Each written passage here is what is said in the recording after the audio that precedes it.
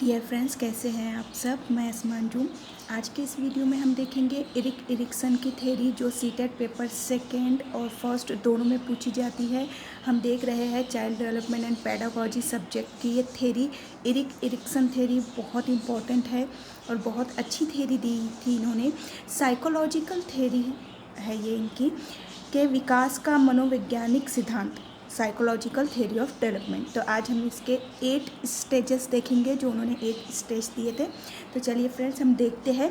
Eric Erikson theory, psychological theory of development is also called, इस theory का एक और अदर नेम है लाइफ स्पैन डेवलपमेंट थ्योरी और साइको सोशल थ्योरी। तो आपको ये नाम याद रखना है। इन्होंने 8 स्टेजेस दिए थे कि जो बच्चा है वो 8 स्टेजेस से बढ़ता चला जाता है। हर स्टेज में क्या चीज़ होते रहती है बच्चे के साथ। निगेटिव और पॉजिटिव दोनों ही चीज़ें उन्होंने बताई थी कि निगेटिव चीज़ कैसे होंगी, पॉजिटिव चीज़ कैसे होंगी। और इनके जो 8 स्टेज थे उसे क्रेसिस कहा जाता है। तो इनकेस अगर आपको एग्ज़ाम में आ जाए कि इरिक इरिक्सन की थ्योरी के स्टेज के बदले अगर क्रेसिस लिख कर आ जाए, तो आपको पता होना चाहिए कि वो स्टेज की बात कर रहे हैं उनकी। तो अदर नेम याद रखना ज़रूरी है, आपको इनका अदर नेम याद रखना ज़रूरी है। तो हम देखते हैं स्टेज फर्स्ट जो होती है 0 to 1.5 ईयर, यानी कि बर्थ से तो 1 से 1.5 साल के बच्चा। अब देखिए फ्रेंड्स, उन्होंने ये थ्योरी में 0 से 1.5 ईयर दिए थे कि 0 से तो 1.5 साल का बच्चा, उसमें क्या चीज़ आती है। और हमें पता है कि जो 0 एज होती है वो प्रीनेटल एज होती है, जहाँ बच्चा पैदा नहीं हुआ है। बर्थ जब बच्चे की होती है तो इन्फेंसी से हम काउंट करते हैं बर्थ टू 2 ईयर, लेकिन उनकी स्टेज में 0 है, तो आपको याद रखना है 0 to 1.5 year. Trust versus mistrust, यहाँ पर इस स्टेज में बच्चे पे में रहेगा एक तो ट्रस्ट रहेगा जो पॉजिटिव रहेगा और मिसट्रस्ट रहेगा जो निगेटिव रहेगा। यानी कि क्या कि देखिए, अगर एग्जांपल से हम समझते हैं कि अगर छोटा बच्चा है उसे आप किसी अजनबी के हाथ में दे दो या किसी दूसरे इंसान के हाथ में दीजिए, उनके गोद में दे दीजिए, तो वो बच्चा अगर ट्रस्ट कर रहा है उन पे तो वो उनके पास जाएगा, नहीं कर रहा है तो वो इस तरह से कुछ रिएक्ट करेंगे कि हम समझ जाएंगे कि वो मिसट्रस्ट कर रहा है, वो उनके पास नहीं रहना चाह रहा, वो रोएगा या झुंझुला उठेगा। तो ये एक चीज़ आती है कि बच्चे इस स्टेज में ट्रस्ट करते हैं किसी पे या किसी पे मिसट्रस्ट करते हैं। इन्फेंसी होता है, इन्फेंसी यानी कि बर्थ टू 2 ईयर, होप आती है, फीलिंग आती है। अब बच्चे जिन्हें कंटिन्यू देखते हैं घर में अपनी फैमिली में, तो उन पर काफ़ी ट्रस्ट होता है, उनके साथ रहते हैं, सोते हैं, खेलते हैं, उनके हाथ से खाना खाते हैं। लेकिन जैसे ही कोई अजनबी लोग आ जाते हैं, बाहर के लोग आ जाते हैं, तो मिसट्रस्ट करते हैं, डरते हैं उनके पास जाने से। तो ये चीज़ होती है कि ट्रस्ट वर्सेस मिसट्रस्ट बच्चे में होता है इस स्टेज में। तो ये एक चीज़ आती है। दूसरी स्टेज देखते हैं हम, वो होगी 1.5 ईयर टू 3 ईयर, यानी कि 1.5 साल से तो 3 साल तक बच्चे में क्या आती है। यहाँ पे बच्चे में आती है autonomy versus shame, autonomy positive, shame negative. अब ऑटोनॉमी क्या होती है, ऑटोनॉमी यानी कि जब बच्चा खुद कुछ करना चाहता है, खुद वो कोई चीज़ करता है, तो हम बोलते हैं उसे ऑटोनॉमी, यानी कि वो खुद कर रहा किसी चीज़ को। जैसे कि इस स्टेज में बच्चे खुद अपने हाथ से खाना चाहते हैं, तो अगर हम उन्हें बोले कि हाँ खाओ अपने हाथ से, तो वो खुद से खाना चाहेंगे। तो ये हो गई ऑटोनॉमी। अगर बच्चे खुद से खाना चाहते हैं और हम ये बोलेंगे कि नहीं आप मत खाओ, आप गिरा दूंगे नीचे खाना, आपको खाना नहीं आता, तो बच्चे में शेम आएगा, उनको ये फीलिंग आएंगी कि हम ये नहीं कर सकते, तो शेम आएगा। तो आप उन्हें ऑटोनॉमी की तरफ ले कर जाओ, ना कि शेम की तरफ। It's also called self will and giving up. अब हम इस स्टेज में ऑटोनॉमी को सेल्फ विल भी कह सकते हैं, क्योंकि बच्चा यहाँ खुद करता है, और शेम गिविंग अप ये भी हम उसे बोल सकते हैं। अर्ली चाइल्डहुड में है, यहाँ पे बच्चा विल पावर आती है बच्चे में, यानी कि हम खुद कोई चीज़ करेंगे। तो ऑटोनॉमी की तरफ बच्चे को लेके जाना है, ना कि शेम की तरफ। वो अगर कोई चीज़ करते हैं, खुद करना चाहते हैं, तो उन्हें बिल्कुल यहाँ करने देना चाहिए। नेक्स्ट स्टेज है थर्ड, 3 to 5 ईयर की होती है ये। बच्चा 3 से 5 साल का हो जाता है। Initiative versus guilt. अब इनिशिएटिव कब आएंगी, जब ऑटोनॉमी आएंगी। इनिशिएटिव का मतलब होता है कि किसी नई चीज़ का करना, कोई नई चीज़ करने की कोशिश करना या नई शुरुआत करना। अगर हम बच्चे को ऑटोनॉमी करने देंगे, यानी कि बच्चा जो खुद से कोई चीज़ करना चाहता है तो वो अगर हम उसे करने देंगे तो उसमें इनिशिएटिव आएगा कि हाँ वो नया नया कुछ करना सीखेंगे। जैसे कि अब वो इस एज में देखिए, बच्चे इस एज में अपने घर में जो बड़ों को देखेंगे, जैसे करता हुआ देखेंगे उन्हें, तो वैसे करना चाहेंगे, यानी कि नई नई कोई चीज़ वो करना शुरू करेंगे। तो इनिशिएटिव की तरफ लेकर जाना है बच्चे को कि वो खुद कुछ नया करे। अगर आप उन्हें कहेंगे कि नहीं ये तुम नहीं कर सकते, मत करो बिल्कुल, या आप ख़राब कर देंगे काम को, तो उनमें गिल्ट आ जाएगा। और गिल्ट कहाँ से आएंगी? शेम से आएंगी, जो इससे पहले की स्टेज थी, ऑटोनॉमी वर्सेस शेम। अगर उस स्टेज को हम आगे लेके जाए तो इनिशिएटिव वर्सेस गिल्ट आती है, यानी कि बच्चे कुछ नया करते, नया नया कुछ करते। अगर आप उन्हें वो चीज़ नहीं करने देंगे तो उन्हें गिल्ट फील होगा, शर्मिंदगी महसूस होगी। तो हमें क्या करना है? पॉजिटिव इसमें है इनिशिएटिव, बच्चों को कुछ नया करने देना चाहिए, चाहे वो काम बिगाड़ो तो भी चलता है, क्योंकि वो करेंगे तभी सीखेंगे, एरर होगा तभी सीखेंगे, बच्चे लर्न करेंगे। तो इनिशिएटिव की तरफ लेकर जाना है, ना कि उन्हें गिल्ट की तरफ जो निगेटिव है। प्री स्कूल होता है, स्कूल जाने से पहले की एज है, कुछ पर्पस होता है, कुछ ना कुछ चीज़ उनके माइंड में चलते रहती है जिसकी वजह से कुछ इनिशिएटिव करना चाहते हैं वो। एक्सप्लोरिंग विथ प्ले, अब यहाँ पे बच्चे खेलते खेलते ही बहुत सारी चीज़ को एक्सप्लोर कर लेते हैं, सीख लेते हैं, समझ लेते हैं। नेक्स्ट देखते हैं हम, जहाँ पे एज है 5 to 12 ईयर। अब यहाँ पर बच्चा 5 to 12 ईयर का है, तो इस एज में बच्चा क्या करेगा? यहाँ आएंगी इंडस्ट्री वर्सेस इन्फेरिटी। इंडस्ट्री क्या होती है? इंडस्ट्री यानी कि ऐसी जगह जहाँ बच्चा हार्ड वर्क करता है, यानी कि ऐसी जगह जहाँ बच्चा कुछ सीखता है।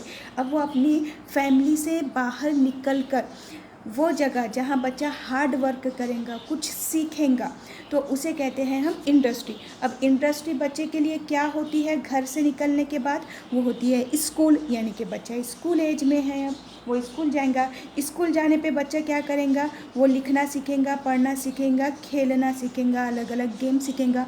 अब ये चीज़ें सीखने के लिए उसे हार्ड वर्क करना पड़ेंगी, यानी कि इंडस्ट्री उसके लिए क्या हो गया? स्कूल। तो इंडस्ट्री वो जगह जहाँ बच्चे हार्ड वर्क करते हैं, तो उसे इंडस्ट्री कहा जाता है। तो स्कूल बच्चे के लिए क्या होगी? यहाँ पर इंडस्ट्री का काम करेंगी स्कूल बच्चे के लिए। उसके अलावा है इन्फेरिटी, यानी कि बच्चे अपने आप को कम समझते हैं कि अरे हम ये चीज़ नहीं कर पाएंगे, नहीं हो पाएगा। तो ये निगेटिव चीज़ है कि बच्चों में ये चीज़ का आना। तो इंडस्ट्री कैसी होनी चाहिए? ऐसी जहाँ पे बच्चे बहुत कुछ सीखे, ना कि उनमें ये चीज़ आए कि हम ये नहीं कर सकते। तो ये चीज़ उनमें नहीं आना चाहिए, यानी कि निगेटिव और पॉजिटिव हर स्टेज में चलते रहता है बच्चे के साथ। नेक्स्ट स्टेज में बच्चा हो जाता है 5 to नेक्स्ट स्टेज जो है 5th, उसमें बच्चा हो जाता है 12 to 18 ईयर का। यहाँ पे बच्चा देखिए एडोलेसेंस में आ गया 12 to 18 ईयर में। तो यहाँ बच्चे में आती है आइडेंटिटी वर्सेस रोल कन्फ्यूजन। अब ये तो हमें पता है एडोलेसेंस में बच्चे में ये सारी चीज़ें आ जाती हैं। अब आइडेंटिटी पॉजिटिव हो जाएंगी कि वो सोसाइटी में रहेगा, सोशल रिलेशनशिप को अपने अच्छे करेगा और वो अपनी आइडेंटिटी, अपनी पहचान बनाने की कोशिश करेगा। लेकिन रोल कन्फ्यूजन निगेटिव चीज़ आ जाएंगी कि यहाँ क्या होगा कि बच्चा चीज़ों को ट्राई करते रहेंगे। एक चीज़ समझो उसने ट्राई की, उसमें फेल हो गया, फिर वो सोचेगा कि अरे ये तो मेरे से हो रहा नहीं, दूसरी चीज़ ट्राई करो, इसमें भी नहीं हो रहा, या फिर दोनों को एक साथ करके देखूँ क्या, या तीसरा कुछ ट्राई करूँ क्या। रोल कन्फ्यूजन, उसको यही नहीं समझ में आएगा कि मैं किस चीज़ में कोई चीज़ कर सकता हूँ या कहाँ मैं परफेक्ट हूँ। अपनी आइडेंटिटी नहीं बना पाएगा। कुछ ये ट्राई करूँ क्या, कुछ टाइम के लिए एक चीज़ कर लेना, फिर उसे छोड़ देना, फिर दूसरी चीज़ ट्राई करना करियर के लिए, उसे छोड़ देना। तो ये चीज़ बच्चे में कि रोल कन्फ्यूजन रहेगा बच्चे में, जो निगेटिव रहता है। तो आइडेंटिटी पॉजिटिव चीज़ रहती है कि वो समझता है कि हाँ मैं ये चीज़ कर सकता हूँ और उसी को आगे लेकर जाता है, पॉजिटिव। और रोल कन्फ्यूजन यानी कि वो कंफ्यूज होता है कि उसे करना क्या है, तो ये निगेटिव चीज़ आती है बच्चे में। एडोलेसेंस होता है, सोशल रिलेशनशिप बच्चे बहुत अच्छी अपनी कर लेते हैं क्योंकि वो अपनी आइडेंटिटी, अपनी पहचान सोसाइटी में बनाना चाहते हैं। नेक्स्ट स्टेज है 6, जहाँ पे बच्चा होता है 18 to 40 ईयर का। यहाँ पर अब वो 18 क्रॉस कर देता है, 18 to 40 ईयर। यहाँ पर आती है इंटीमेसी वर्सेस आइसोलेशन। अब इंटीमेसी यानी कि क्या, ये होगा यंग अडल्टहुड, जहाँ पे लव एंड रिलेशनशिप आ जाती है, यानी कि यहाँ पर अब वो प्यार, मोहब्बत, घर, फैमिली, ये सारी चीज़ों की तरफ चले जाएंगे, यानी कि उसे अपनी फैमिली बनाना होंगी, अपना घर होगा, हस्बैंड वाइफ रिलेशनशिप और उनके बच्चे, वो सारी चीज़ें ना यहाँ पर आ जाएंगी कि वो अपनी फैमिली बनाना चाहेंगे। और आइसोलेशन में अकेलापन आ जाएगा, जो निगेटिव हो जाएंगी। आइसोलेशन यानी कि अकेलापन, जहाँ पर वो अपनी फैमिली नहीं बना सकेंगे और अकेले अपनी ज़िंदगी को बिताना चाहते हैं, तो वो आइसोलेट हो जाती है, आइसोलेशन में होते हैं, यानी कि वो अकेलापन चाहते हैं लाइफ में, अकेले अपनी लाइफ को जीना चाहते हैं, अकेली ज़िंदगी चाहते हैं। स्टेज 7 में होते हैं 40 to 65 ईयर। अब इस ईयर में क्या चीज़ आती है, इंसान में जनरेटिविटी आती है जो पॉजिटिव रहेंगी, और स्टेगनेशन यानी कि रुक जाना ज़िंदगी का, वो होता है निगेटिव। जनरेटिविटी में क्या होता है, एक तो यहाँ पे लेटर है, वो ए है, लेटर एंड मिडल अडल्टहुड की एज होती है, जहाँ पे केयरिंग, वर्क एंड पेरेंटहुड, ये सारी चीज़ें आ जाती है कि वो काम की तरफ जाते हैं, कि हमें रुकना नहीं है, हम काम करते रहना। जनरेटिविटी यानी कि हम यहाँ पे काम करते रहेंगे, जिसमें हम अपनी केयर भी करेंगे, अपना काम भी करते रहेंगे, पेरेंटहुड, हम अपने बच्चों की भी फिक्र करेंगे। लेकिन जनरेटिविटी में इंसान रुकता नहीं है कि मैं थका नहीं हूँ अभी, और काम करना है और वर्क करना है हमें, तो ये जनरेटिविटी की तरफ जाता है। और स्टैग्नेशन में क्या होता है कि यहाँ पे निगेटिविटी आ जाती, अब हम काम करने से यहाँ रुक जाते हैं। यहाँ कोई भी इंसान काम करने से रुक जाएंगे, उसे लगेगा कि नहीं अब बहुत काम कर लिया मैंने, अब मुझसे नहीं हो सकता, या मैं अब नहीं कर पाऊँगा, निगेटिव चीज़ आ जाती है। चाहे वो छोटा काम हो, बड़ा काम हो, वो नहीं कर पाएंगा, यहाँ पर रुक जाएगा, वो कोई वर्क नहीं करेंगे, तो उसे कहते हैं स्टैग्नेशन। तो यहाँ पर दो चीज़ें होती है, पॉजिटिव की जनरेटिविटी के इस एज में, आगे 65 एज होने तक काम कंटिन्यू करते रहेंगे, रुकेंगे नहीं वर्क में अपने, और स्टैग्नेशन में रुक जाते हैं कि हमसे अब तो नहीं होने वाला है।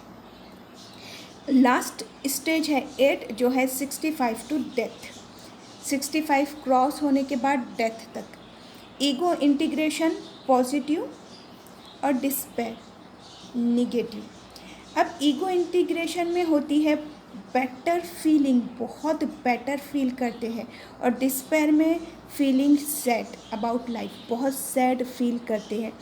क्यों ऐसा होता है, रिफ्लेक्शन ऑन लाइफ की वजह से होता है। क्या होता है ईगो इंटीग्रेशन में, कि इंसान सोचता है कि हमने पूरी ज़िंदगी क्या की, कैसे हमने अपने करियर को सेट किए, कैसे अपनी रिस्पॉन्सिबिलिटी को निभाए, कैसे पूरी ज़िंदगी हमने किए, तो हाँ हमने अच्छा कुछ किए लाइफ में, तो बहुत अच्छा फील होता है, बेटर फील होता है।